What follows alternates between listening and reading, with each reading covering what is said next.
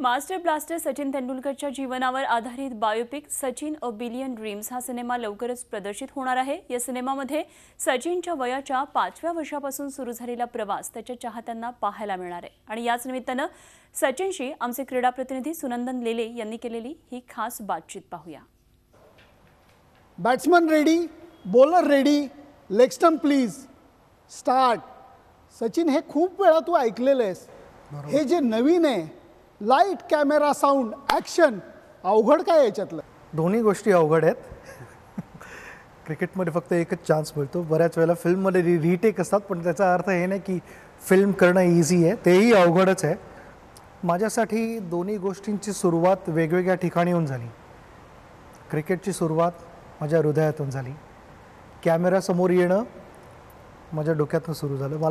मला शिकायला लागत होतं की ना ॲक्टिंग करताना कुठचा अँगल बरोबर आहे, काय डायलॉग बोलायला सांगितलेला आहे, ते सगळं करण्यासाठी तुम्हाला इकडनं सुरुवात करायला लागते, पण क्रिकेटची सुरुवात माझ्या हृदयातून झाली।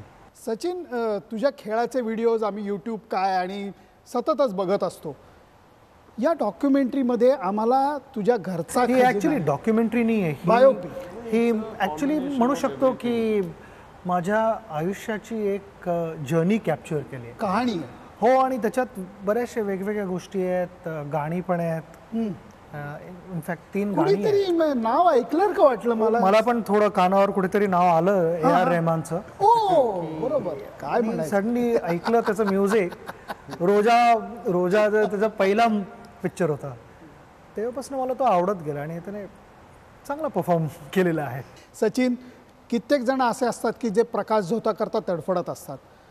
तुझी फॅमिली अशी आहे की जी प्रकाश झोतात जाणीवपूर्वक आली नाही।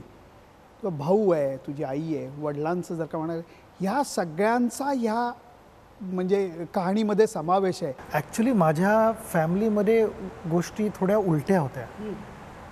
अनेक फॅमिलीजमध्ये असं असतं की ना सगळ्यांना पुढे यायचं असतं आणि माझ्या फॅमिलीला उलटं मागे जायचं होतं की नको, आम्हाला ते नको आहे, तू नुसता क्रिकेट खेळ आणि घरी परत ये, हेल्दी राहा, खुश राहा आणि जे काय तू आयुष्यात करायला बघतोस त्याच्यात एकदम दम लावून प्रयत्न कर, तुझा बेस्ट परफॉर्मन्स द्यायचा प्रयत्न कर।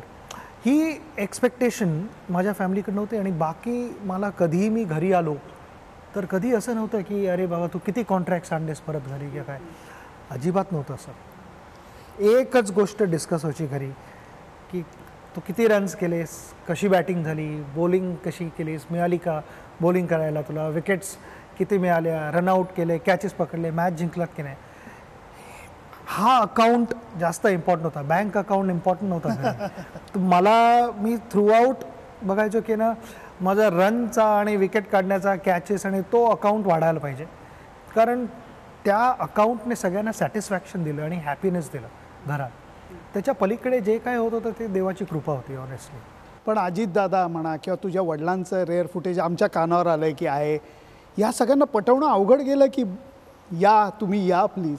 हो, म्हणजे थोडं मला पण ॲक्च्युली कन्व्हिन्स करणं थोडं अवघड गेलं, कारण मला 8 महिने लागले कन्व्हिन्स व्हायला।